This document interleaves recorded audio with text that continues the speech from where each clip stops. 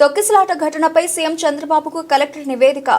తిరుమల శ్రీవారి వైకుంఠ ద్వార దర్శన టోకెన్ల కౌంటర్ల వద్ద నిన్న రాత్రి జరిగిన తొక్కిసలాటలో 6 భక్తులు దుర్మరణం పాలవగా మరో 40 మందికి పైగా గాయపడ్డారు. ఈ ఘటనపై ముఖ్యమంత్రి చంద్రబాబు తీవ్రంగా స్పందించారు.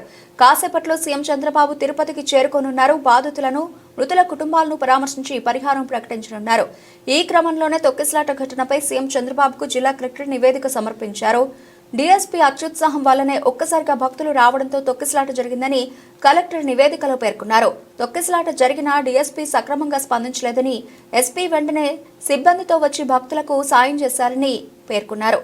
అంబులెన్స్ వాహనాన్ని టికెట్ కౌంటర్ బయట నిలుపుదల చేసి డ్రైవర్ వెళ్లిపోయాడని, 20 నిమిషాల పాటు డ్రైవర్ అందుబాటులోకి రాలేదన్నారు. డీఎస్పీ అంబులెన్స్ డ్రైవర్ నిర్లక్ష్యం కారణంగానే తొక్కిసలాట జరిగి భక్తులు చనిపోయారని నివేదికలు పేర్కొన్నారు. డీఎస్పీ తీరుపై ఎస్పీ సుబ్బరాయుడు ఇతర అధికారుల నుంచి వివరాలు సేకరించి కలెక్టర్ ఈ నివేదిక అందజేశారు.